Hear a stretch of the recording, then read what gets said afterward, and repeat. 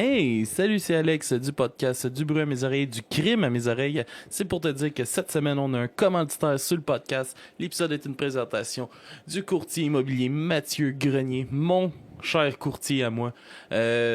Meilleur gars, meilleur courtier. Il fait partie de l'équipe CGA. Si tu veux vendre ou acheter une maison, je te le dis, faut que tu passes par lui. Il sait cibler tes besoins, il sait reconnaître les besoins de son client.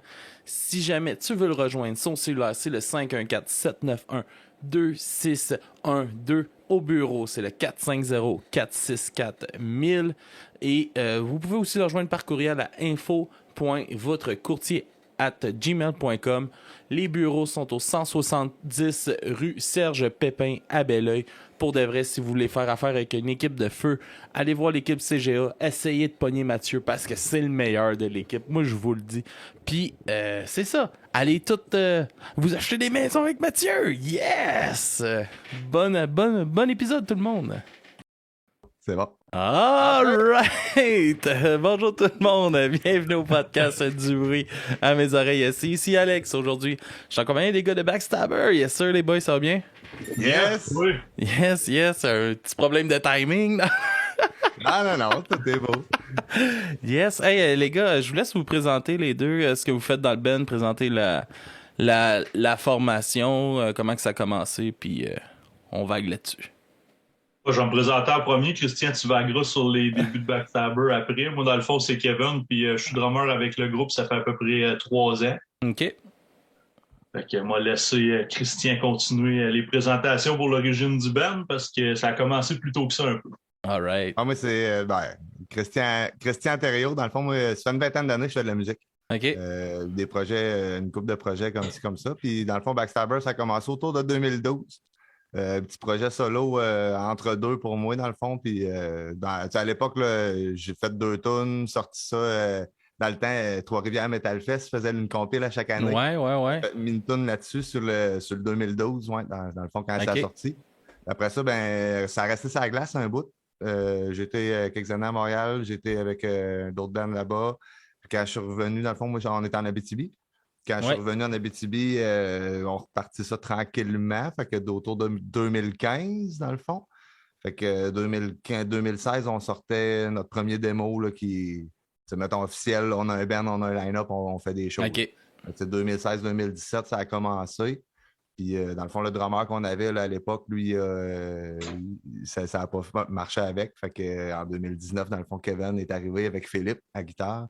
Eux autres, ils arrivaient d'un autre band, Way to Die, dans le fond, qui venait de perdre le chanteur. OK. On a comme un peu fusionné un peu ce qu'on faisait, là, les deux bands ensemble. Puis, ça donne le Backstabber là, qu'on a depuis 3 ans. All right. Puis, ça a été comment pour toi, Kevin, d'intégrer le band? Ça s'est fait facilement? T'as vu ça comment?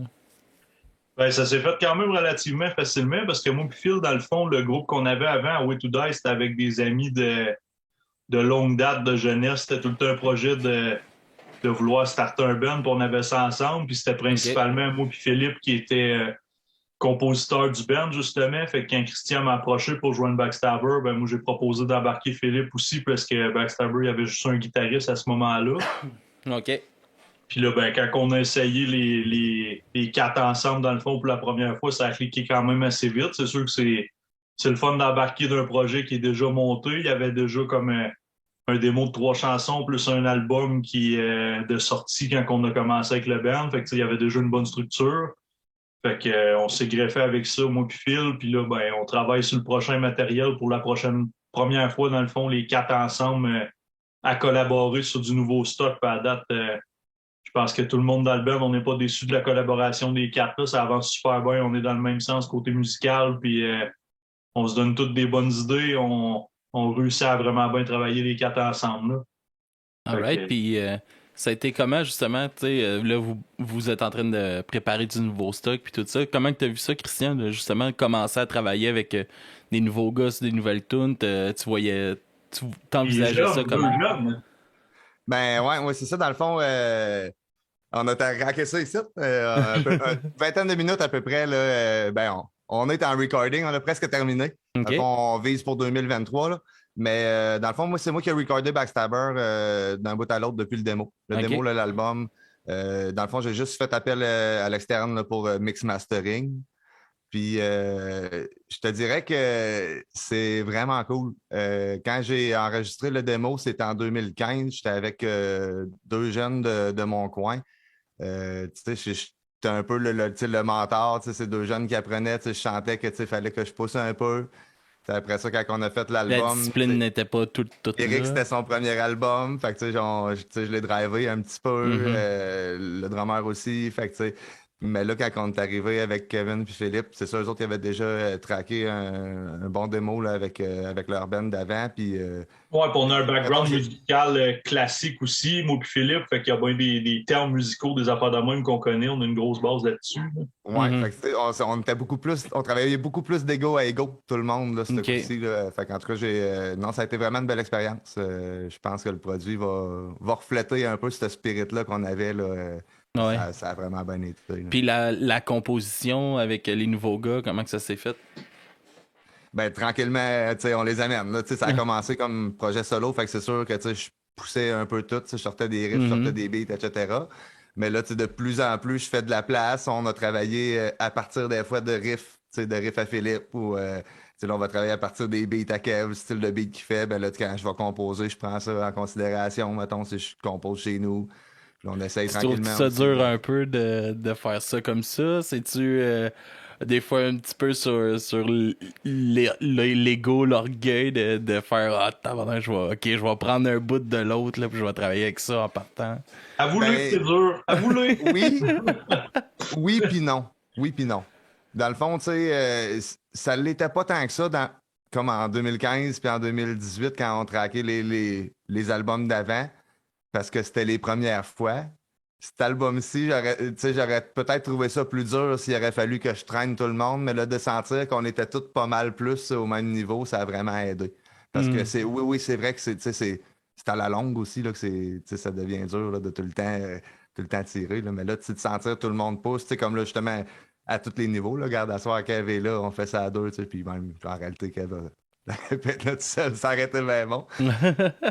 Mais tu sais, ouais, non, c'est ça, de sentir que tout le monde est là, tout le monde pousse, tu sais, je pense qu'on, c'est vraiment Ben, c'est le fun, les 4 ensemble, parce que moi, sur le processus de création de cet EP-là, puis le recording, puis tout, j'ai vraiment senti que à des moments précis, on prenait des pauses, on prenait le temps, dans le fond, d'essayer d'élever le jeu de l'autre, puis de se remettre en question sur bien des affaires, tu sais, vu qu'on est quand même... de justement mettre son ego personnel de côté, puis de prendre la critique, puis d'améliorer ça du mieux qu'on peut. On est comme 3 avec un background musical théorique, mettons, puis Eric qui a tout le temps été dans la musique à fond, à écouter, puis tout, fait que, tu sais, les 4 ensemble, on est vraiment capable de remettre un et l'autre en question sur certains beats, certaines parties, puis réussir à lever le jeu de tout le monde, dans le fond. Là. Fait que j'ai trouvé ça le fun pour ça, le processus de création des 4 ensemble, dans le fond. Puis enregistrement, jusqu'au recording, on modifiait des affaires, on essayait de pousser tout le temps plus loin un peu toute la gang. Là. Ah ouais. Ouais, guitare, ça a été super cool. Dans le fond, on a fait ça ensemble, Philippe et moi. Avant, ben, je faisais un peu tout, puis je laissais des trous. Puis là, on s'était dit, non, on le fait tout au complet ensemble. Fait que on est partis ensemble, on est arrivés les deux. On change nos cordes, on plug nos guides, puis on fait notre recording. Puis dans le fond, on s'est claqué ça là, pendant une fin de semaine. Puis en réalité, on a retouché 2 riffs. OK. Puis, c'est juste parce que il y avait un petit quelque chose qu'on a remarqué en réécoutant, mais vraiment, non, ça a vraiment bien été. Là. OK, c'est cool. Puis c'est quoi toutes les... tu sais, comme là, tu me disais, tu viens de construire ton studio, puis tout ça. C'est quoi tous les avantages que ça vous amène? Puis justement, tu sais, le côté DIY, que c'est vous autres qui enregistrez, tu sais, vous avez pas de temps de studio à payer, là, tu sais, dans le fond, vous payez votre mastering, votre mixing, mais à part de ça, tu sais, vous avez tout le temps que vous avez. Est-ce que des fois, ça a des bons côtés et des mauvais côtés aussi? Parce que, justement, là, t'as trop de temps, fait que, Chris, on va peaufiner, puis finalement, Chris, ça sort jamais, là. Oui, ben, beaucoup d'avantages, beaucoup d'inconvénients, effectivement. Moi, c'est la première fois, pour vrai, Backstabber, c'est le premier projet que je travaille comme ça. OK. Les projets que j'avais avant, c'était très, peut-être plus spécialiste un peu, dans le sens chacun sa spécialité, là, fait qu'on allait tout le temps recorder en studio, on faisait mixer par des professionnels, masteriser par des professionnels. Puis, en réalité, je serais pas capable de faire ce que je fais aujourd'hui si j'avais pas appris là. Mm-hmm. Fait que, dans un certain sens, oui, il y a l'avantage, comme tu dis, dans l'aspect du temps et tout ça, mais il y a l'inconvénient que, j'étais un peu cristallisé dans les connaissances que j'ai actuelles, fait que là, c'est sûr que, éventuellement, les prochains albums, probablement qu'on va viser un enregistrement dans un studio professionnel juste pour aller apprendre un peu. OK. Puis toi, Kevin, tu trouves ça comment, le fait d'avoir justement tout ce temps-là? T'as-tu des côtés que tu trouves qui sont moins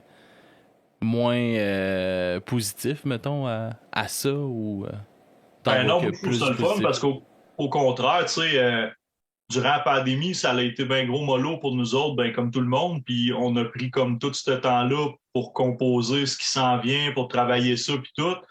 Puis c'est le fun d'avoir le studio chez Christian, de justement, comme tu dis, qu'on traite monétaire, puis tout. Ben, on peut se permettre de plus prendre notre temps, même en studio, de continuer à modifier des choses, puis d'être sûr de donner un produit fini, plutôt que de se dire on se book une semaine de studio à quelque part, on paye pour une semaine, il faut tout fitter dans le temps, mettons. Là. Fait qu'on on a plus de latitude sur ça, là, de pouvoir continuer à.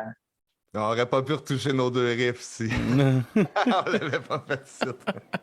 Mais qu'est-ce qui est le fun, par exemple, justement, quand que vous allez faire votre le prochain album, comme tu dis que tu voudrais aller dans un studio professionnel, vous allez pouvoir être autonome pour faire toutes vos pré-prod, puis arriver là-bas, les pré-prod sont faites, vous êtes prêts, vous savez où vous alignez, puis vous allez sauver crissement du temps aussi là-dessus. Là. Ah oui, non, d'avoir une maquette, là, hey, c'est fou, là. Parce que j'en ai fait des albums, pas de maquette, là, puis quand tu pars de rien dans le néant, puis même, le premier que j'ai enregistré, moi, c'était en 2005, puis à l'époque, le métronome, tout ça, c'était un peu nouveau aussi, là, fait que s'ajuster à tout ça pour l'enregistrement, ça a été un peu spécial, là. Ah ouais, hein? Là, après ça, il y a eu l'époque où tout était sur la grille à n'en plus finir, tellement que tout était robotique. Là, on revient un peu au naturel. Là, fait que c'est sûr que le home studio, c'est le fun pour ça parce que c'est facile. C'est facile de sonner naturel. Ah ouais, hein? Pas plus le meilleur espace pour se sentir chez soi que être chez eux. Non.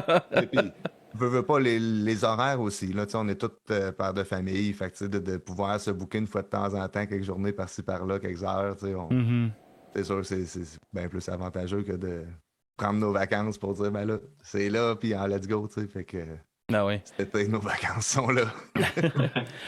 Tu dirais, justement, avec l'arrivée des nouveaux membres, qu'est-ce que ça l'a apporté à la formation? Y a-tu eu des changements dans le son? Y a-tu... c'est comment que ça l'a fait évoluer? Ça baisse sa moyenne d'âge.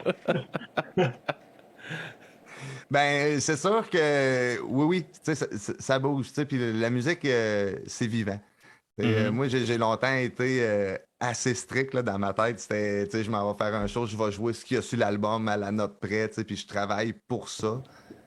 Aujourd'hui, je réalise que, non, chaque musicien s'exprime sur son instrument. Faut qu'il y ait de la place pour que ça vive. Puis c'est pas parce qu'une chanson est enregistrée qu'elle arrête d'évoluer. Mais non, mais justement, c'est là que ça devient aussi intéressant de voir, d'aller voir des shows, là, que t'as les chansons en show, t'as les chansons en album, c'est une expérience et tout est une expérience différente, là.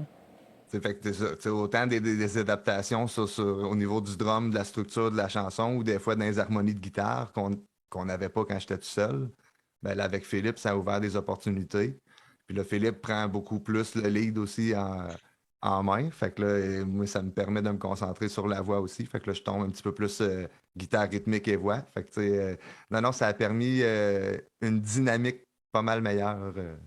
Puis ça a-tu été justement une bonne adaptation pour toi de justement tomber à deux guitares dans ce projet-là, puis de aussi le laisser aller le côté plus lead puis tomber plus sur le rhythm. Ça a été de quoi de tough de cru, je l'aime ce solo-là, tabarnak.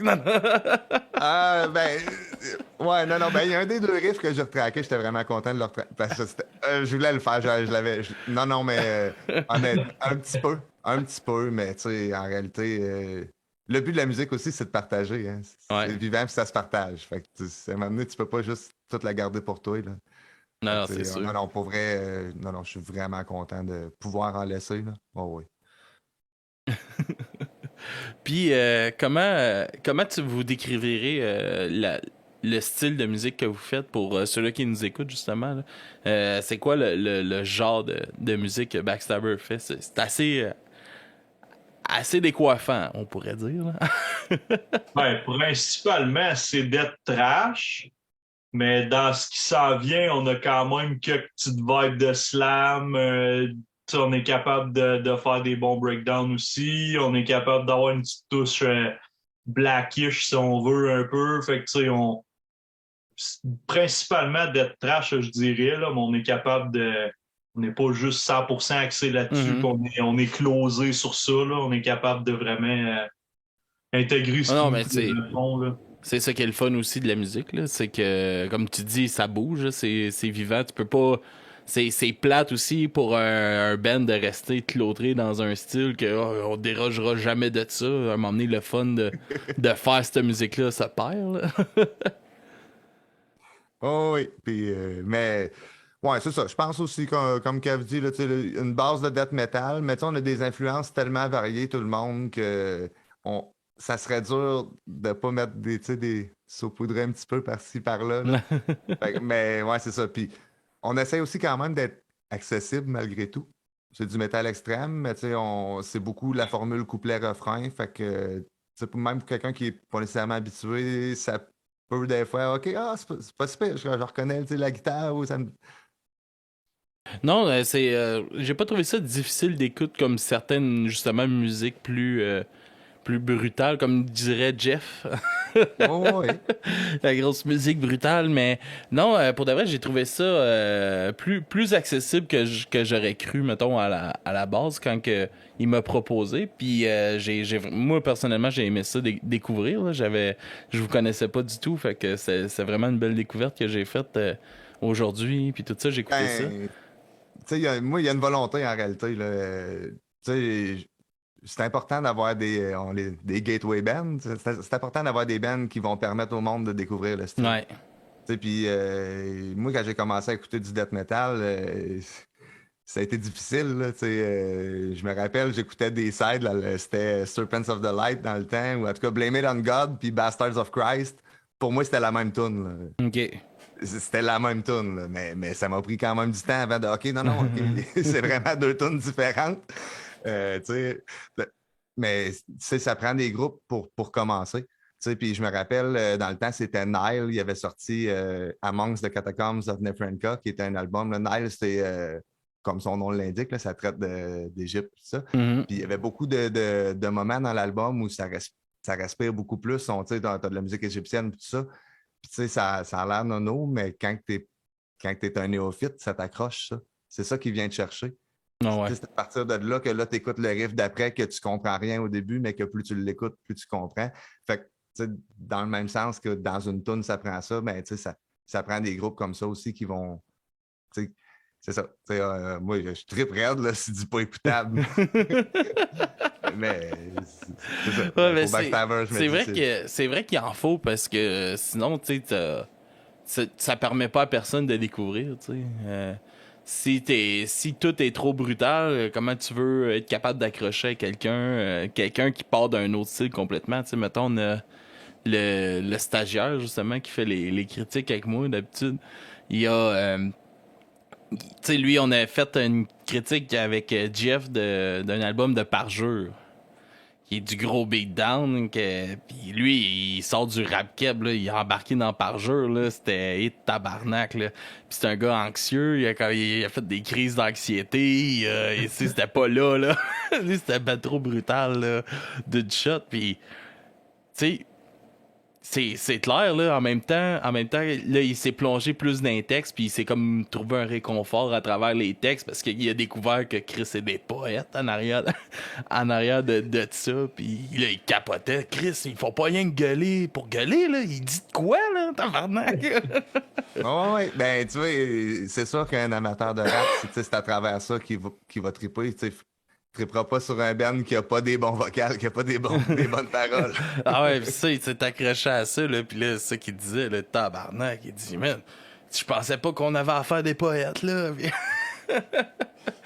Mais c'était drôle de voir son évolution, puis à force de l'écouter, il a fini par, comme, catcher des affaires, puis apprécier plus d'affaires, puis en parler aussi, il a compris des choses, tu sais, puis c'est ça aussi, tu sais, j'essaie, moi, d'en mettre, tu sais, de tout genre, tu sais, comme le podcast, je fais pas juste du métal, du punk, on a fait des compositeurs de musique contemporaine, classique, tu sais, je touche vraiment à tout, parce que je trouve ça le fun de pouvoir mettre une...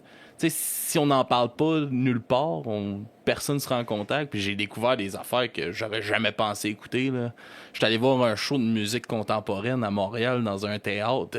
J'étais là, tabarnak, j'aurais jamais pensé me ramasser là un jour, là, mais c'était super intéressant. Hein, puis Ouais, ben, mais faut s'ouvrir l'esprit. Puis il y a 12 notes, puis tout le monde joue avec les mêmes. Ouais. Ouais, c'est le même que tu fais la meilleure musique quand tu trouves l'esprit, justement, puis tu te barres pas juste à un style, moi, je pense, là. Mm-hmm. C'est là que tu peux incorporer un peu de tout, que ça s'aille dans le classique, que ça s'aille dans du punk, du hardcore, du gros métal, du rap, n'importe quoi. Tu te barres à juste un style, tu vas juste composer ça, tu vas comme venir à sonner la même affaire, puis c'est là que ça vient plate, là, quand tu écoutes un peu de tout, surtout quand tu es d'un band, si tout le monde compose, puis chaque personne écoute des choses différentes, ben tout le monde apporte chacun son variant. Puis, c'est là que vous créez votre propre son, tu sais. Ben, c'est ça, exactement. Ouais, mais tu sais, faut pas tomber non plus dans le. Tu sais, je veux dire, des gens qui sont dans des styles niches, tu sais, c'est des gens qui vont raffiner l'art, qui vont aller vraiment en créer l'essence, tu sais. Je veux dire, sans ces bands-là, il n'y aurait pas de gateway band pour prendre les petits bouts que, ah oui, ça c'est vraiment cliché, tu sais, pour en faire des stéréotypes. Là, fait que, ça prend de tout, là, tu sais, en réalité. Là. Ça prend quelqu'un qui va gosser le même art pendant des années pour en venir à faire quelque chose que tabarouette, tout le monde fait comme, OK, ouais, ça, c'est ça. Là, ouais, c'est ça, puis tout le monde peut risquer de s'accrocher à, là, aussi, là. Mais ça serait comment que, justement, vous, personnellement, vous avez découvert ce genre de musique-là? C'est comment que c'est rentré dans votre vie, la musique un peu plus brutale? Là? Vos premiers amours de musique brutale, c'était quoi? Seigneur, moi, j'étais à l'école primaire à écouter du gros rap, à m'habiller trop grand pour moi. Puis, ça part de loin, là! Ah ouais, ça part de loin. Là. J'étais dans le gros rap avant, puis le premier groupe que j'ai découvert, ben, c'était du new metal, là. C'était Slipknot, le premier groupe, avec un album live, étonnamment. Puis, premier gros show que j'ai vu à vie, c'était Slipknot avec Trivium, puis ça m'a accroché bien avec 3 Inches of Blood. Ouais, exactement, de ça, 2009. Ouais. Puis, tu sais, la première fois que tu écoutes un band, que tu connais comme par cœur les chansons, puis que tu vois live la même affaire, pour vrai, c'est une révélation à dire... Tu sais, j'aimerais ça être sur une scène, moi aussi, pour faire ça. Puis là, après ça, ça a découlé de ça, dans le fond, là, Lamb of God, puis ces affaires-là. Puis, ben, principalement, moi, mon premier groupe que j'ai découvert, c'est Slipknot. Puis sinon, ben, les plus petits shows dans notre région, à Rouyn-Noranda, le premier live que j'ai vu, c'est Ion Dissonance, que c'est quasiment pas la même affaire. Là. C'est du gros brutal, des gros breakdowns. Puis, OK. C'est... il me semble que c'est mort aujourd'hui, cette band-là, mais c'était le premier band que j'ai vu live à Rouen, ça aussi. Puis ça et tout, ça a été une grosse révélation de voir, tu sais, à plus petite échelle, mettons. C'est pas un aréna à Rouen non plus, 20 personnes qu'il y avait eu, là. Puis c'était quasiment mieux dans le sens des shows intimes, puis tout. Il y a quand même quelque chose, là, même les gros bands, quand ils vont à Montréal, qui jouent dans une plus petite salle, il y a quelque chose qu'il n'y a pas d'un festival ou dans d'autres choses, là, vraiment. Ah ouais, il y a vraiment, il y a une énergie, il y a une proximité qui est vraiment plus, vraiment. Personnellement, que je trouve plus le fun que dans des grosses salles. Là, c'est le fun des shows de grosses salles parce que c'est des grosses productions, mais c'est tellement, tu sais, non personnel, il y a comme de quoi qui est pas là, qui se retrouve justement dans une mettons, à Montréal, t'es Turbo House, il y a de quoi, là? T'es 150 personnes, c'est gros max, puis tabarnak, le stage, il y a un pied de haut, là. Ouais, parce que plus que t'es gros, plus que t'as de chance qu'il y a des curieux qui connaissent zéro ça, qui décident d'y aller. Même principe des festivals, il y avait Montréal, puis etc. Mhm. T'as tout le temps la foule splittée en deux, qu'en avant, c'est le monde qui tripe, qui connaissent ça, puis en arrière, ben, c'est plus les curieux. Mais dans une petite salle, c'est pas mal plus rare que ça arrive. Ça, là, c'est vraiment tout du monde qui tripe à 100%, qui connaissent ça. Puis même si tu connais pas les bandes, ben, tu connais le genre, tu tripes sur le genre, puis tu vas triper autant que les personnes, tu vas découvrir, puis tu seras pas barré à découvrir versus quelqu'un qui va d'une grosse prod à 20 000 personnes, puis ça a l'air pas pire, mais finalement, c'est moyen pour toi, fait que là, tu scrapes le show des autres aux alentours parce que tu chiales que c'est plate ou whatever. Oui, ça m'a fait ça, on avait été voir Disturb. OK. Tabarnak que c'est plate en show, Disturb. Ah ouais, j'ai pas vu eux autres. J'avais vu son produit dérivé de David German, Device, là, mais... Okay. Mais tabarnak, là, c'est du monde qui marche. Ça sonne pareil comme sur l'album, mais moi, personnellement, c'est pas ça que je veux en show, là. Moi, je m'en calisse que tu fasses une fausse note, mais donne-moi de l'énergie, calisse. À pas marcher puis frapper de même dans le vide, là. Tabarnak. Ouais. Puis juste avant, il y avait All That Remain qui jouait. Puis ça, mon gars, c'était de l'énergie, là. C'était... Man, ça courait d'un bord puis de l'autre sur le stage. Ça... Pour de vrai, là, il y a eu une drop d'énergie, là. Puis c'était ridicule. Après le show, j'avais bien des CD de Disturb, j'avais des chandails. J'ai tout jeté ça aux poubelles. J'étais tellement insulté que j'ai tout jeté aux poubelles. Mais pour vrai, moi, je te cru parce que... moi aussi, justement, avec ma blonde, on avait vu un band à Montréal, le Veil of Maya, qu'on tripait là-dessus en album, puis on les a vus en show, sont arrivés en retard. Je pense qu'ils ont fait la moitié du set, quasiment fuck you tout le monde, puis sont partis. Puis ma blonde, à ce moment, elle veut plus m'écouter, moi, c'est rare en esti. Puis tu sais, pour vrai, quand t'es gens en marre dans live, tu perds ton monde bien raide. Là. Puis comme tu dis, là, quand l'énergie elle drop, t'as un band super énergique avant, puis toi, tu te dis après, sûrement, t'es plus big, fait que let's go, mais... Ouais, pis tu sais, t'as Down with the Sickness qui est de la grosse calice de tunes du band, pis même là, l'énergie est pas là. C'est comme... Voyons, tabarnak, c'est votre rappel, calice. Je sais pas, là. Du fun à la jouer. C'est sûr que bon, maintenant, après toutes ces années-là, à jouer en même tune, tu dois te tanner un peu pareil, mais tu sais, c'est ça que le monde y va, c'est ce que fait triper le monde. Je sais pas, là, si t'as plus de passion, arrête, là. Ouais. Puis pour toi, Christian, ça aurait été comment que t'as découvert de la musique brutale? Ben moi, dans le fond, moi, j'étais un enfant des années 80. Fait que c'est des groupes en M. Mais, mettons, non, alors, 14 ans, 13 ans, c'était Megadeth. OK. À côté. L'année de mes 13 ans, là, toute l'année, là, c'était non-stop Megadeth, Rust in Peace, Countdown to Extinction, Euthanasia. Ça, c'est le band qui est meilleur que Metallica, hein, c'est ça? C'est l'autre band AM, ouais, c'est ça. Ouais. Ben, après, à 14 ans, c'était Sepultura. Quand j'ai découvert Sepultura, là, la voix de Max Cavalera, ça m'a marqué. Là. Ouais, Sepul, ça a été une autre année complète. Sepultura, on n'en peut finir. Mais c'est vraiment Sepultura, moi, qui a ouvert la porte parce qu'après ça, c'était des sides, c'était Deeds of Flesh, c'était Disgorge. Là, je suis tombé dans le Brutal Death à l'époque qu'on appelait. Là. OK. Fait que, dans le fond, j'ai pas mal grandi là-dedans. J'avais une gang de chums qui tripaient Black aussi. Fait que il y avait comme une petite guéguerre, là, les tripeux death, les tripeux black, mais finalement, on était tous des tripeux metal pareil. C'est drôle, ça. Mais oui, c'est drôle parce que dans le fond, c'était, mettons, la gang du secondaire. Puis quand j'ai fini secondaire, moi, j'étais à Abitibi-Ouest, mettons, puis je suis parti à Rouyn-Noranda, à peu près une heure de route. Puis dans le fond, quand je suis arrivé à Rouen, là, c'était... Je m'en vais aux études, mais je m'en vais me partir un band. Finalement, c'était un band de black. Bon. C'était un band de black pendant 10 ans. Et, entre-temps, j'ai eu je me suis trouvé des petits projets d'aide par-ci, par-là. Là. Puis, pas pour rester gang dans le black, là, tabarnak, hein? Non, mais, tu sais, je veux dire... ça a été le fun. Pour rouler 10 ans, vous avez eu du fun? Bon, oui. Puis, mais là, c'est ça. Backstabber, là, je suis revenu dans mon death metal. Ouais. Puis musique, là, je peux pas... honnêtement, je peux pas parler de Benoît Roy, Benoît Roy, c'était notre prof de musique quand j'étais au secondaire 1, 2, 3. OK. Moi, je faisais trompette et percussion. Mais, tu sais, Elle est Benoît, où la trompette dans Backstabber? Non, pas encore. Non, non. Ben, Les petites toutes ouais. là, mélangées, là, Dead Ska. Ouais, Là. Non, non. Ben, des cuivres. Non, c'est le temps bon, des cuivres. Ben oui. Mais bon, mais ouais, c'est ça, Benoît, prof de musique comme tous les autres, là, sauf que il avait composé 3 tunes. Il y avait premier essai, deuxième essai, troisième essai.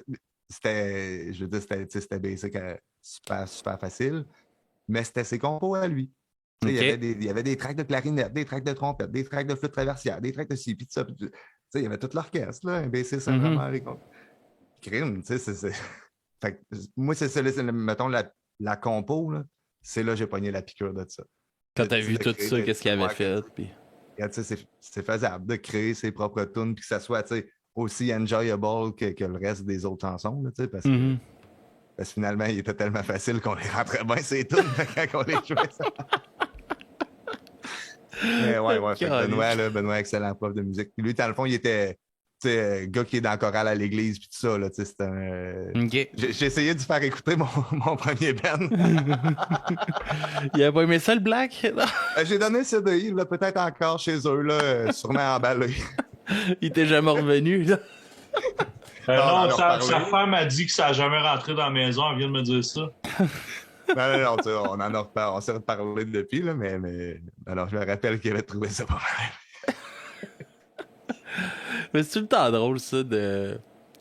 Tu sais, c'est comme moi, à un moment donné, on a fait une critique, parce que ça, dans le volet critique, on a fait une critique de Pearl Jam, l'album 10.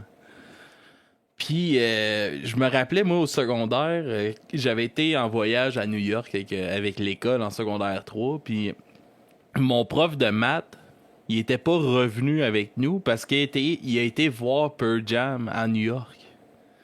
Fait que Hein? j'ai trouvé son contact d'école, je l'ai contacté, puis je l'ai invité à venir faire une critique d'album avec nous autres. Oh, hein? Ouais, Oh comme my 10 God. ans plus tard, il était comme tabarnak. Il n'attendait pas, c'était drôle, là. Puis tu sais, il était comme, tu sais, je pensais pas avoir marqué tu sais, des jeunes par rapport à la musique que j'écoutais, là. Tu sais, ben moi, c'était direct dans... Tu sais, je découvrais le grunge, je découvrais ben gros le punk, puis tout ça. Moi, j'ai une sœur on a 8 ans de différence, fait que elle était dans le punk. J'avais comme 5 6 ans, j'écoutais du Bérurier Noir, du Exploited, puis des affaires de même. Fait que quand j'étais arrivé au secondaire, là, j'approfondais plus mon style à moi. Puis là, je découvrais ça, Pearl Jam. Puis là, je vais à New York. Mon prof en revient pas parce qu'il s'en va voir Pearl Jam. What the fuck, hostie? mais, mais c'est ça. C'était drôle de. Puis là, de montrer ce qu'on fait à cette heure, tu sais, que la musique, ça a eu un impact dans ma vie. Puis tout ça, c'était le fun de pouvoir lui montrer ça aussi. Là. Ben, Fait mais, que- hein. mais c'est le fun Ça, je de fais, moi, justement depuis de. 2 ans. Comment? Depuis 2 ans, moi, j'ai profité de la pénurie de main-d'œuvre. Là. J'ai pris. Ça a commencé par un contrat OK. comme prof d'anglais. Puis là, tranquillement, je fais mon bac. Puis, Ah, tu c'est le vois, fun. Ça. l'année passée, j'étais en secondaire 3. Là, puis, tu sais, des jeunes musiciens. Là, mais c'est beau de les voir à 14, 15, 16 ans. Là, tu sais, ils ont tout Mhm. le potentiel. Là, c'est comme, tu sais, hey, Ah ouais, moi, je suis chauffeur d'autobus scolaire, là. hein? Puis je leur fais tout le temps jouer qu'est-ce qu'on parle dans le podcast, les bands que je reçois. Je fais tout le temps jouer ça dans mon autobus. Dans J'essaie le de leur bus. faire ouvrir, tu sais, l'horizon musical un peu, là. Des fois, je me fais dire « Change de style de musique! » Ça fait de même, là, mais des fois, ça passe bien. Il y a des affaires qui passent bien, là, mais je peux pas tout mettre, malheureusement. Vous autres, j'aurais peut-être pas pu faire jouer dans l'autobus. Mais... Mais comment vous avez, vous, commencé à jouer de la musique? Tu sais, à quel âge que tu as commencé à jouer de la guitare, du drum? C'est quand que c'est rentré dans votre vie, ça? Ben, j'y vais, puis tu y vas après, Kev? Oh oui, pas de trouble. Mais je pense que, me semble, vous autres aussi, c'est la. En tout cas, moi, ça a commencé, c'était la trompette à l'école. Fait que, tu sais, trompette, dans le fond, secondaire 1, 2, 3. OK. Secondaire 4, là, moi, je changeais d'école. Dans le fond, en Abitibi-Ouest, là, il y a comme quelques écoles secondaires, mais t'en as une qui fait le 4 et 5. Ben, OK. Ouais, nous autres aussi, il y a, c'était comme qui a ça. 1 à 5, mais tu sais, mettons, ceux qui arrivent le plus tard, ils font juste 4 et 5. Là. Fait que quand je suis arrivé là, mais là, je savais qu'il y avait une gang de métallettes à cette école-là, puis tout, tu sais, fait que tu sais, j'arrivais un petit peu plus avec Ouais, c'est ça. Du monde avec qui je savais j'allais venir et bien m'entendre. À mon autre école, j'étais pas mal dans les seuls. OK. Fait que c'est ça. Fait que quand je suis arrivé à Polynon, je me suis dit, je vais prendre. J'ai-tu pris guitare ou j'ai pas pris musique pendant tout? Parce que je changeais de prof aussi. Hein? Ah Fait que, ouais. j'aurais pu eu mon Benoît Roy. Là, fait que ben, finalement, la prof était 40 à Polynon, mais je l'ai juste rencontré, ça fait pas si longtemps que ça. Bon, anyway, fait qu'arrivé à Polynon, ouais, secondaire 4, j'ai pas pris musique. Secondaire 5, j'ai pris guitare de 4.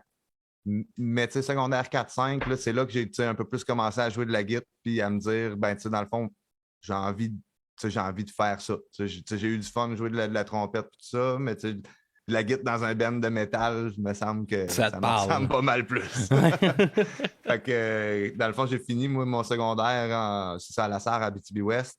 Je suis parti à Rouyn-Noranda faire moi, c'était un cégep. Dans le fond, je faisais une technique en génie civil. OK. J'ai fait 1 an. Puis j'ai commencé mon band là-bas. Finalement, j'ai fait un DEP charpenterie-menuiserie.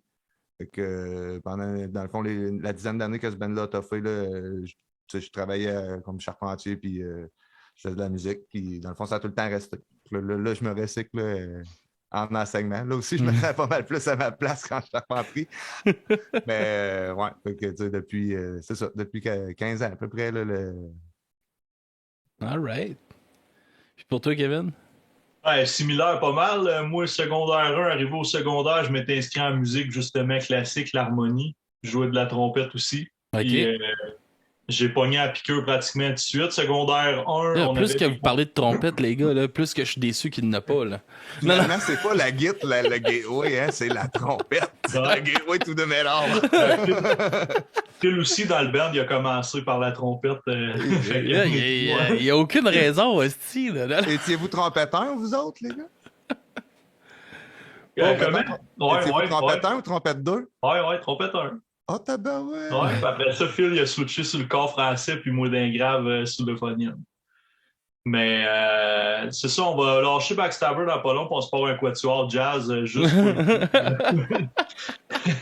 Non, mais c'est ça, moi j'ai pogné à piquer vraiment tout de suite de la musique. Tu sais, pendant mon secondaire 1, on avait des compétitions de musique à Sherbrooke aussi, le Festival des harmonies Orchestre symphonique. OK.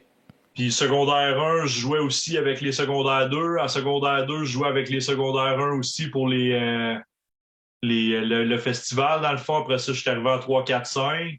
Je jouais avec les secondaires 1, 2, pareil.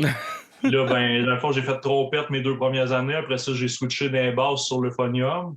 Puis c'était en secondaire 5 que j'ai commencé à faire du drum dans le stage band, qui est l'orchestre jazz. OK. Puis en même temps, c'est là qu'on a starté notre premier band en ayant le local de musique à l'école. Il y avait un ampli de bass, un ampli de guitare. Fait qu'avec Philippe, on a commencé ça. On avait le local avec le drum et tout. Puis l'harmonie, ben, il y avait un programme de financer un instrument de musique. Fait que dans le fond, ils m'ont financé mon premier drum que j'ai eu à la maison. Puis c'est comme de même que ça a parti dans le temps. Alors, l'école a amené le démon chez vous, Calice. Non, mais on faisait tous les shows, tu sais, mettons secondaire 5, on a tous fait les shows d'école possibles avec des covers puis tout, puis tu sais, il n'y avait pas grand Metalhead à l'école. Le premier show qu'on a fait, c'était avec une tune de Slipknot de l'album Iowa, puis c'était comme au Chris, ça a l'air trop pour eux autres là, au début, là, puis on a tous fait les shows de l'école cette année-là, puis finalement, cette année-là, tu sais, ma première grosse expérience, j'ai trippé. Moi, c'était le défilé de graduation de secondaire 5. Il y a une autre band qui m'avait approché de jouer avec eux autres. OK. On a joué sur une vanne pendant le défilé de gradu à se promener au centre-ville à Val-d'Or. Mettons, on avait une flotte, on avait essayé de là-dessus. Il n'y a pas un film là-dessus, le drummer qui avait un band de métal, puis là, l'autre band qui font de la pop qui l'approche. Non, mais les autres, c'était pour. Il y avait un drummer, mais il était plus jeune qu'eux autres, je pense. Mais pour le défilé de gradu, il fallait que ça s'aille vraiment juste des secondaires 5. Fait que j'avais embarqué avec eux autres. Fait que on a eu la bonne idée de monter 7 covers, je pense. Mais on était les premiers à partir en van, à faire tout le trajet de centre-ville. Puis après ça, on se parquait à l'hôtel que le party se faisait. Puis le temps que tous les chars arrivent, on continue à jouer. Fait que nos 7 tunes, on les a runnés pas mal de fois, mettons. Mais t'es écœuré. Si pour vrai. Là. Puis là, après ça, tu t'en vas à la soirée, t'étais en veston cravate à jouer du drum, faisait chaud, le soleil tapait en mois de juin, puis c'était bien le fun. Ça a comme toute partie de là, la passion de musique. Puis Après ça, ben, premier band avec Philippe, justement, à guitare, au début, c'était plus des covers puis tout. Puis maintenant, on a commencé à composer quelques petites tunes, on a eu des troubles avec les chanteurs, etc.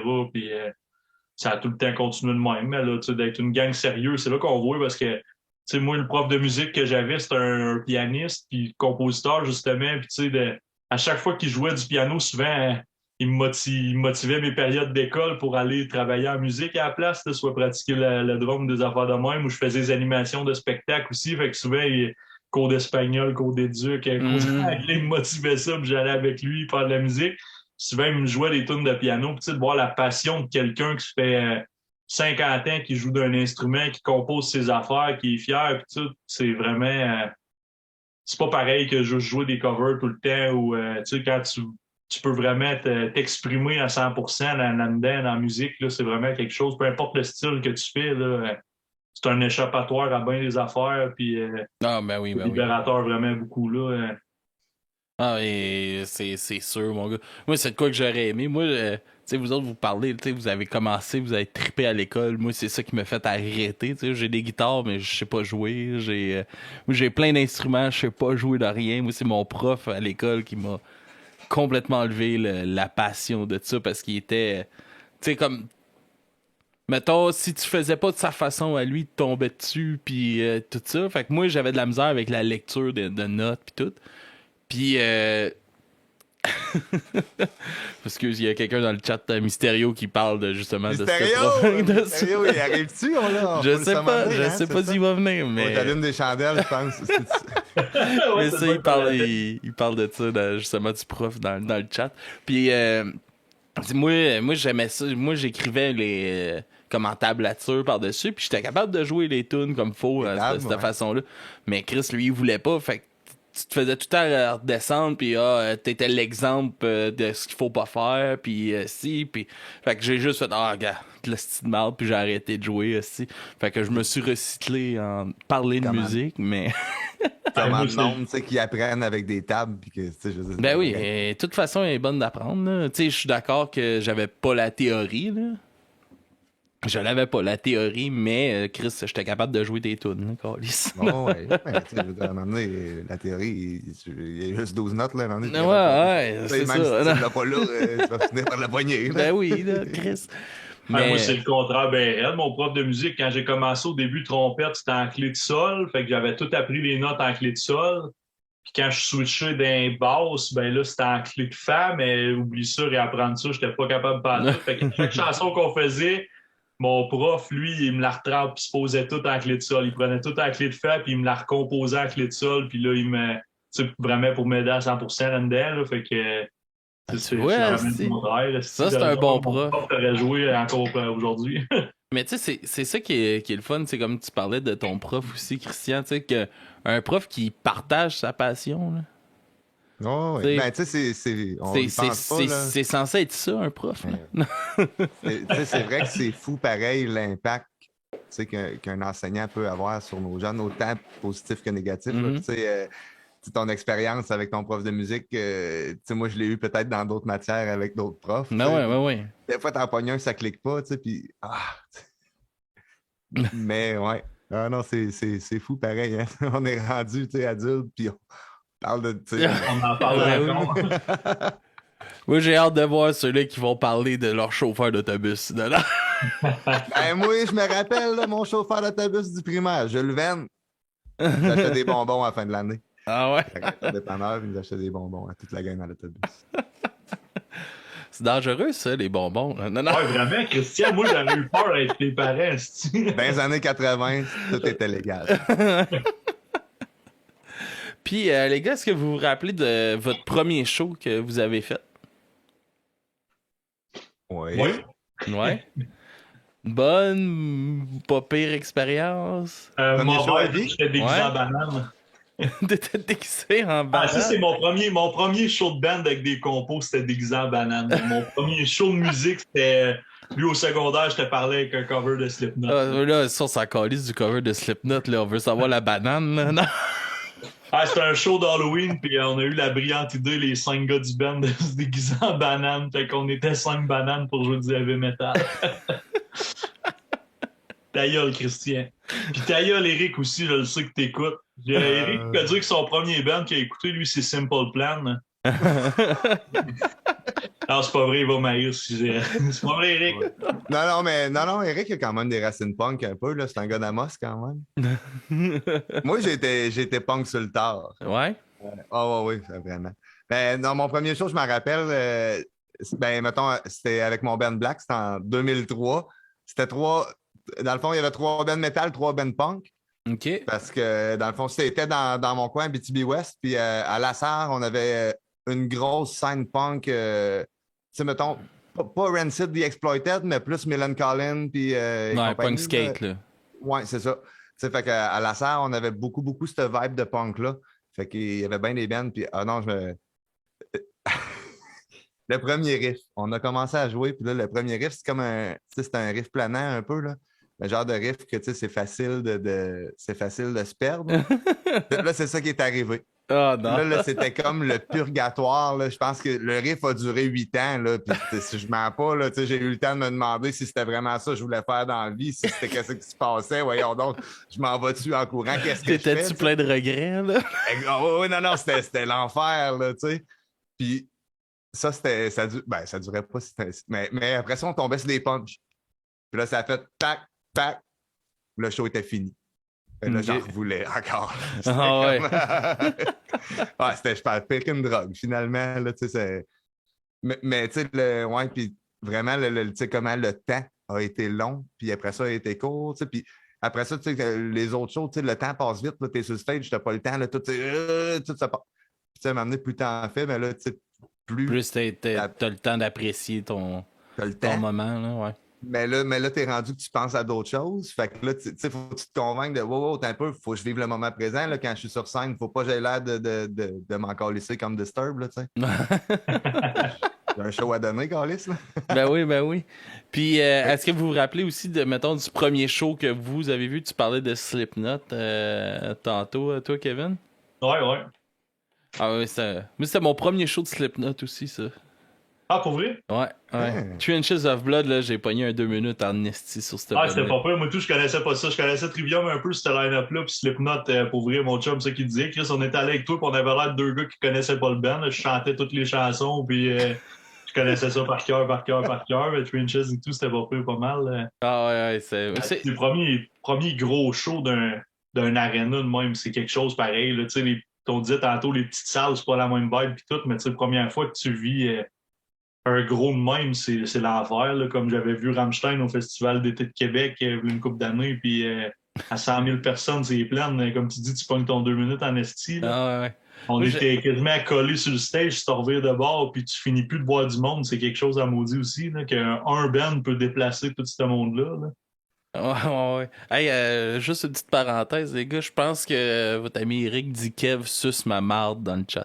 Ça, c'est pour Simple Plan, probablement. Mais ouais, hey, oui, Rammstein, il était au Rockfest, je pense que c'est la dernière année que je suis allé. Puis on était juste 200 peut-être à aller voir face-to-face à la place. Je sais pas si c'était comme à Rammstein. C'est-tu un bon show, Rammstein, ou c'est... Ah ouais, ben c'est un show. Pour vrai, en CD, tu t'écœures d'écouter ça vite, là, mais en show... ah ouais, moi, c'est avec la pyrotechnie, le stage, puis tout, ça finit plus de... Chaque chanson est impressionnante. Pour vrai, chaque jeu de pyrotechnie différent, puis tout... Puis nous autres, quand on l'a vu, je pense qu'on était à 20 rangées du bord, là, fait que la chaleur restait à te brûler la face, puis c'est malade, là. Puis il y en avait tout le tour, il y avait en arrière, au rang régie, il y avait des tours avec du feu. Pour vrai, c'est fou raide, là. Ouais, parce que ça, moi, j'avais choisi le show que j'allais voir en Rammstein, je m'en calais, ce style, j'aime pas ça. Fait que je vais-tu voir un show de musique que j'aime pas ou je vais aller, genre, à un show qu'on va être crissement personne, que j'aime la musique, tabarnak, puis c'est ça qui a gagné. Mais tabarnak, on n'était pas beaucoup à face-to-face, là. Pauvres eux autres, esti de jouer. Ça doit être trigger un peu là, de jouer en même temps qu'un esti de gros band que tu sais qui va ramasser comme le 95% de la foule. Là. Ah, puis ça arrive souvent, les festivals. Moi, j'ai jamais été au Rockfest, mais comme EV Montréal, t'es 2 main stage, puis le dernier band qui jouait le soir, souvent, t'en avais un autre qui jouait sur le 3e stage, puis des fois, t'es comment si c'est un bon band, mais partir de l'heure Pas du voir le souper, même les deux pareil, main là. stage, ben souvent, là, c'est... Ouais, c'est ça, à partir de. Ouais, c'est ça, exactement. Fait que, mais pour vrai, Rammstein en show, c'est à voir. Moi, je pense, là, musicalement, tu sais, je l'ai écouté un peu, mais tu t'écœures quand même à écouter, mais en show, c'est pas pareil. Que t'aimes ça ou que t'aimes Là, pas c'est ça. spécial un peu comme genre, là, Rammstein. Ouais, ouais, C'est dur ouais. de mettre une étiquette aussi là, à ce qu'ils font. Ouais. Puis pour toi, Christian, ça serait quoi ton premier show que t'as vu? Moi, mon premier show, c'est...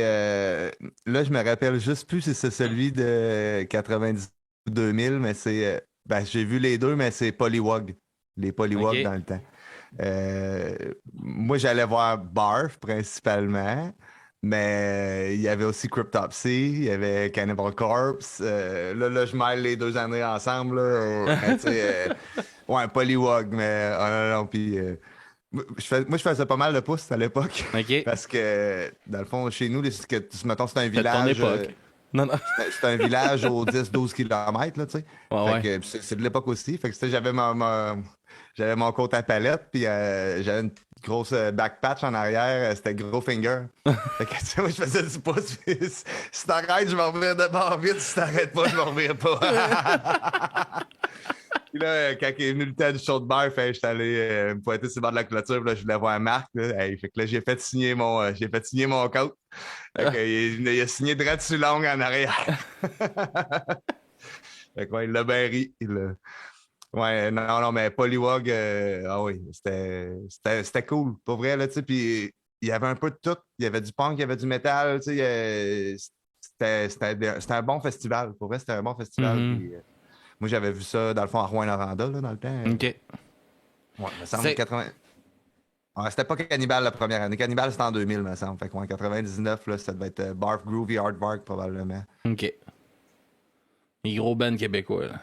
Ouais, avec Gros Méné aussi. Oh, ouais, ouais. Puis, ça. Voyons, j'ai perdu ma question aussi. Eric, il voulait qu'on parle de Simple Plan, c'est ça? Non, Non, je pense non, pas. non. Je pense pas. Non, non. Mais en tout cas, on va aller sur un autre. Là, mais est-ce que vous vous rappelez votre premier album que vous avez acheté avec votre propre argent aussi? M&M.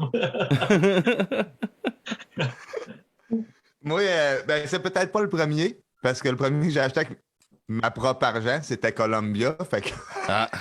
ils n'ont pas vu la couleur de ma propre argent. Mais t'avais une coupe de CD gratuit quand tu commandais. Ah ouais. Fait que j'avais pogné toutes les Megadeth qu'il y avait dans le répertoire. J'avais des Eagles aussi avec Hotel California. Je me rappelle Ouais, plus ouais. du nom de l'album, mais c'est classique. Mais non, le premier que j'ai acheté, puis c'était moment décisif. En fait, j'étais Polisson, ça s'appelait dans le temps à la salle. J'hésitais entre deux albums. J'hésitais entre Emperor in the Nightside Eclipse puis Suffocation, Pierce from Within. Ok. Puis finalement, j'ai acheté Suffocation. Fait qu'à partir de ce moment-là, j'étais dans le clan des death metal au secondaire, là, parce que c'était le clan des death puis des blacks, tu sais. Ouais, ouais. Mon choix était La fait. grosse guerre, hostie. C'est quand même drôle, ça, tu sais, les styles là, qui s'aiment pas, puis surtout quand vous êtes tu sais, une essence de la même branche, là, un peu, ou des cossins de même, ou tu sais, Oui. ou encore, tu sais, mettons, moi je suis bien plus la scène hardcore, punk, puis tout ça, puis tu sais, je vais dans un show, puis t'as tout le temps quelqu'un qui veut se battre, ou quoi de même, c'est comme, Chris, on est tellement pas beaucoup, là, pourquoi on commencerait à se battre un contre l'autre, hostie. Puis si tu veux pas te faire pousser, tasse-toi du trash, hostie, reste pas sur le bord du trash, là. Tu sais, si t'aimes pas ça, là. Tout le monde va passer une belle soirée, puis y a personne qui va se battre, là. Ah ouais. Mais mais- j'ai retrouvé ma question que j'allais vous demander. C'est comment que, tu sais, je vois souvent passer justement sur Facebook, puis tout ça, tu sais, il y a beaucoup de choses qui se passent à Rouen pour la musique en Abitibi, pour la musique underground, puis tout ça. Comment qu'elle est justement la scène underground dans votre coin? Elle a l'air très, très en santé quand même, là. Ouais, ben, tu sais, mettons, de ce temps-là, Rouen fait les manchettes pour autre chose que la musique, là. Je te dirais, ça parle pas mal de la fonderie. OK. La fonderie qui pollue beaucoup, là, c'est le dernier article, c'est la poubelle du monde. Parce que finalement, on traite des déchets, même des déchets russes, là, qu'on importe pour venir les faire fondre à Rouen. Mais tu sais, aussi plate que ça soit, cette Moses de fonderie-là, c'est à cause de ça que Rouen est ce qu'il est aujourd'hui. Mhm. Tu sais, je veux dire, moi, j'écoute Félix Bédé-Fossé à Radio-Canada, puis c'est pas compliqué. Il n'y a pas une hostie de chronique de musique où ce que, tu sais, qui parle d'un band, d'un artiste incroyable qui est venu à Rouen-Noranda, que c'était pas à quelque part en relation avec la minière ou quelque chose, tu sais. Mhm. Tu sais, fait que, tu sais, dans le fond, tu sais, oui, il y a des grosses entreprises qui polluent, mais c'est aussi des gros budgets qui viennent avec pour aider la population. Tu sais, je veux dire, sans ces mines-là, on n'aurait probablement pas des FME, des Frima en Abitibi-Témiscamingue. Fait que, tu sais, Ah ouais. il y a une partie de ça. Tu sais, puis il y a une partie du fait qu'on est une région éloignée. Fait que, tu sais, c'est sûr que si tu peux avoir un happening, tu sais, ça va être un happening. Le monde y va, là. Non? Mais tu sais, d'un autre côté, tu sais, les régions l'ont toutes, hein. Tu sais, le Saguenay l'a connu dans les années 80, Voivode est sorti de là. Tu sais, c'était là que ça se passait, là. Dans les années 90, c'était Rimouski. C'est Necrotic Mutation qu'on parle encore aujourd'hui. Ben, d'ailleurs, ils sont encore en vie. Je suis comme Voivode. Fait que, tu sais, puis dans les années 2000, c'était Rouen. Tu sais, là, la décennie 2010 à 2020, je sais pas, je sais pas, le trophée n'a pas été réclamé encore, là. Mais tu sais, probablement, je mettrais sur la Naudière, probablement, là. OK. Le Fermentor, Reanimator, toute ce gang-là, là, il me semble que ça a bougé pas mal dans ce coin-là de la décennie 2010-2020. Moi, je les ai vus, Reanimator, là, en show, là, il y a pas longtemps. Là, ben, en fait, semaine passée, ou l'autre, en tout cas, au Festival Underground de Waterloo. Là. C'était bon en tabarnak. C'est solide, hein? Ah ouais. Il y avait Dance Lory Dance après aussi, qui était très, très solide. C'est le fun des petits festivals de même. Puis c'est justement, tu sais, vous avez justement comme le festival de musique émergente, puis tout ça. C'est quoi l'importance pour vous de ce genre de festival-là? Ben, tu sais, ben, moi, je mentionne le FME, je mentionne le Frima. C'est deux festivals qui, on va se le dire, ont toujours fait de la place à la scène métal. Mm-hmm. On en a d'autres festivals en Abitibi qui sont super géniaux. Je veux dire, il y a la FEAT dans le coin d'Amos, il y a à la Sarre, on a les langues sales à la Sarre qui ont quand même fait de la place aussi pas mal au métal. Mais c'est ça, tu sais, FME, Frima, ils ont toujours fait de la place. Fait que tu sais, au FME, il y a toujours une soirée métal. OK. T'sais, fait que même si le festival se veut pas dans ce style-là, ben le fait qu'ils ont toujours gardé une place pour la scène métal, mais ça fait en sorte qu'on a bien des métalheads qui vont s'impliquer au bénévolat, bien des métalheads qui vont aller passer la fin de semaine là, qui vont, fait que ça crée un esprit de communauté un peu avec. Puis les métalheads, c'est un public fidèle aussi. Ben oui, oh, oui, quand même, parce que veux pas, c'est sûr, on n'a plus 400-500 personnes dans un show à Rouen. Mais on est rendu avec un noyau solide de 100-150 là, qui casse tout le temps. On l'a eu le 4 ans, par exemple. Oui, on l'a à l'occasion. 9 bandes locales, puis il y avait 500 personnes au petit théâtre. Ouais, ça. Festival des guitares du monde, c'est vrai qu'eux autres aussi font de la place au métal, honnêtement. Fait que non, je pense que finalement, il y a un bel esprit de communauté à Rouen. Puis, ça a aussi rapport, c'est aussi en lien, je veux dire, la promoteur métal qu'on a actuellement, la Geneviève Dumont, a fait un travail incroyable.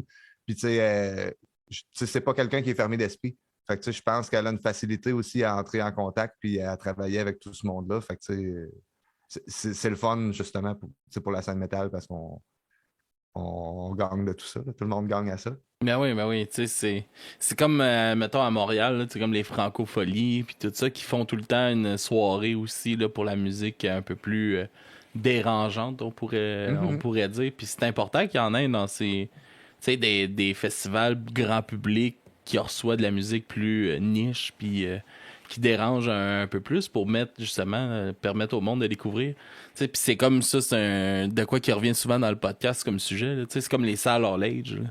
Il n'y en a plus nulle part. Tu sais, puis moi, j'avais 12-13 ans, je passais mes fins de semaine à aller voir des petits shows dans la salle de la ville de Chambly ou la salle des aînés, puis des cossins de même, puis on avait des bracelets de couleur pour dire qu'on avait en bas de 18 ans, hein, puis ça permettait de découvrir, puis comment de bands locales que j'ai découvert, puis de musique que j'ai découvert, puis tu sais que ça a forgé ce que j'écoute aujourd'hui par moi-même, en le découvrant par moi-même, parce que j'avais la chance d'y aller.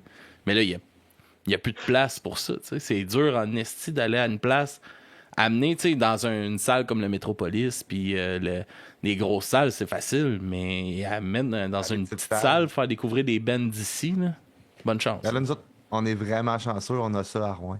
Mais Ah ouais. tantôt, je parlais de mon premier show, les Polywalks, j'avais de la misère à m'en rappeler, mais je me rappelle leur tabarouette, ceux que j'ai manqué avant parce que c'était d'un bar. Ah ouais. Il nous existe démence. Là. Là, je serais totalement allé, mais c'est ça. C'est au bar, c'est 18 ans et plus. Là, moi, mon frère, 2 ans plus vieux, fait que je pouvais prendre sa carte, c'était limite. Je suis même pas sûr s'il avait eu son 18 encore, mais là, il était là, lui, tout. Fait que, à la limite, je suis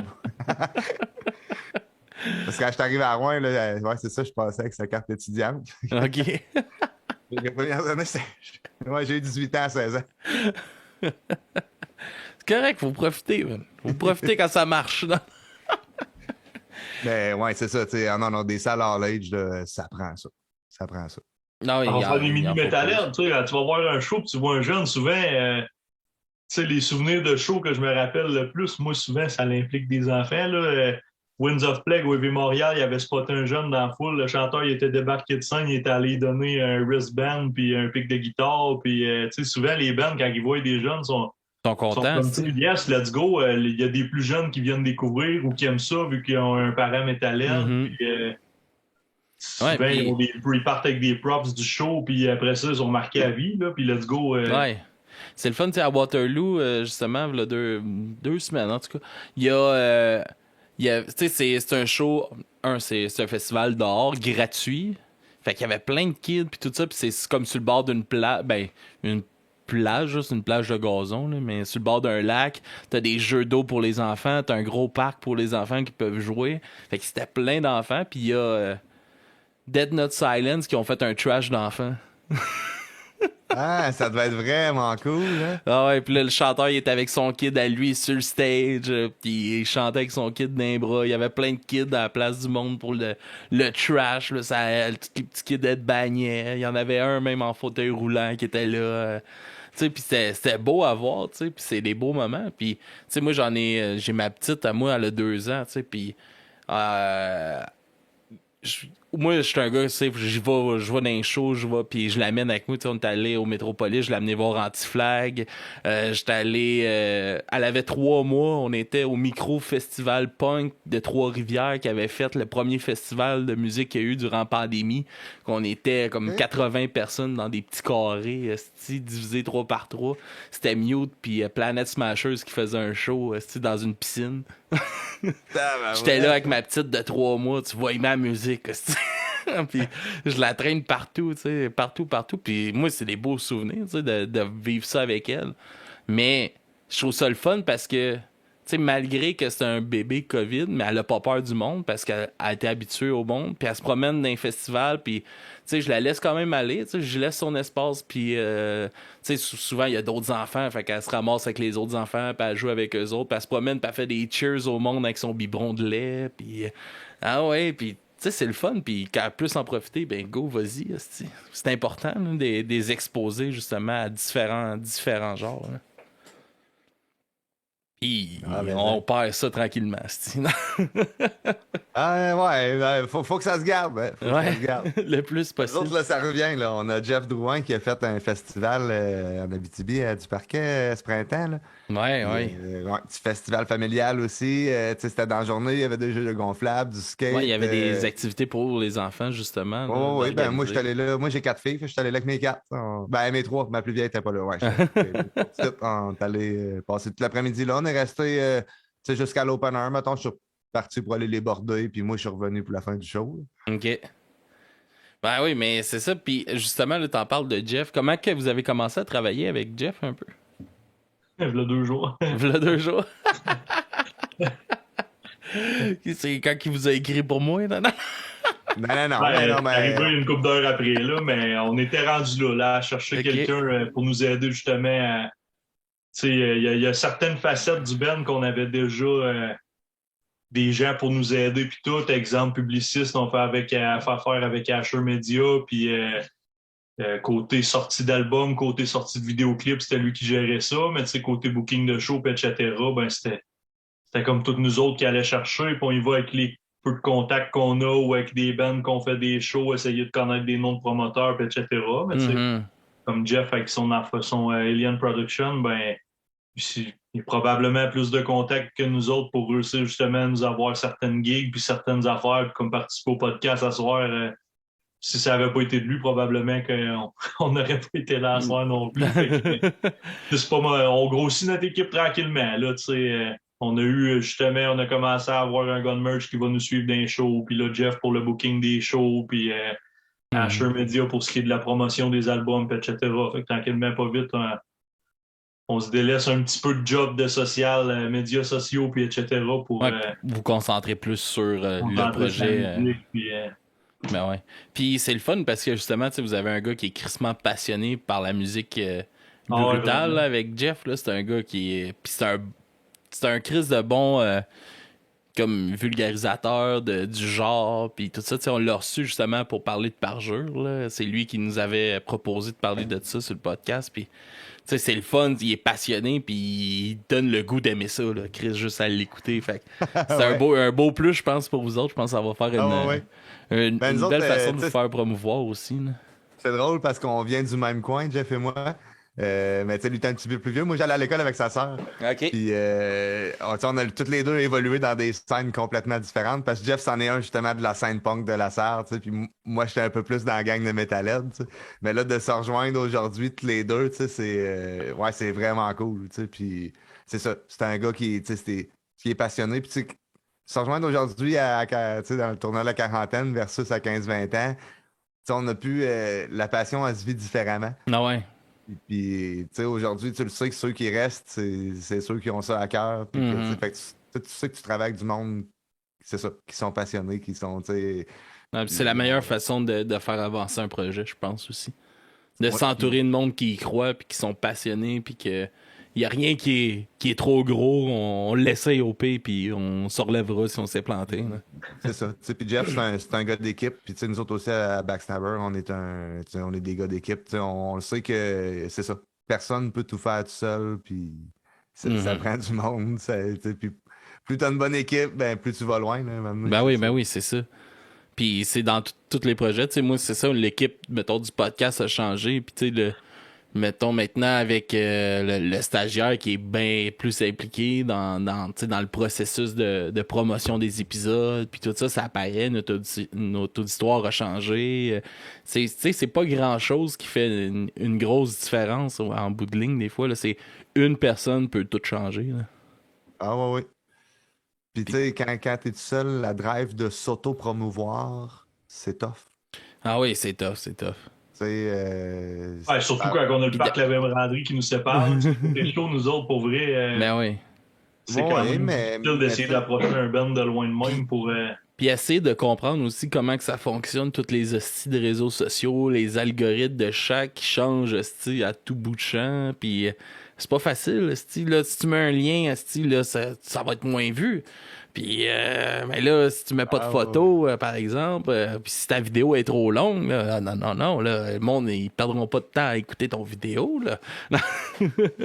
Mais c'est ça, c'est dur de tout catcher ça, puis justement, de s'entourer de monde qui le comprennent, c'est le fun. Ouais. Les gars, ça fait déjà 1h10 qu'on jase. Je vais vous laisser parler des deux chansons du band, de vous, dans le fond, que vous nous avez envoyé pour faire jouer. Puis, tu sais, de quoi qui parlent ces chansons-là, dans quel minding que vous avez composé ça. Puis, après ça, je vous laisse aussi présenter la découverte de la semaine que vous nous amenez. C'est bon. Comment on fait ça, Kev? J'ai pas mal plus juste participé à My Disclosure, vu que c'est deux tunes qui proviennent de l'album qui était paru avec moi et Philippe, on joigne le groupe. My Disclosure, ça a été un des premiers gros projets qu'on a fait. C'est la tune avec laquelle on rouvre nos shows à Star. On a sorti un vidéoclip avec cette chanson-là. Ouais, c'est ça que je vais faire jouer. Pré-pandémie, dans le fond. Je pense 2 jours avant que ça sorte, justement... on avait été première par Metal Injection, puis après ça, on l'a sorti sur notre Facebook. Ça a atteint presque 180 000 vues, puis la pandémie a pogné, puis on a comme pas... Ça met un bâton dans la roue. Cette vidéo-là, ouais. Mais, c'est poche, quand il y a de quoi qui... Oh, là, il y a un hype, puis là, Chris, tout s'arrête, là, tabarnak. Ouais. C'est dur de leur Ben, pogner, là, après, là, tu sais, Chris, ça a-tu passé, ou... Dans le fond, la chanson, elle parle de le vidéoclip, on le voit, il est quand même assez graphique sur ça, on le voit bien. Ça parle d'une fille qui se réveille avec pas trop de souvenirs, puis que dans le fond, on découvre que c'est parce qu'elle a comme été inséminée, si on veut, par des aliens. Puis nous autres, dans le vidéoclip, on joue des genres de Men in Black qui recherchent cette fille-là pour l'éliminer, dans le fond, là, éliminer la menace de ça. Fait que la chanson, elle parle de ça. On va laisser Christian parler de Bangsters, qui est notre deuxième chanson choisie.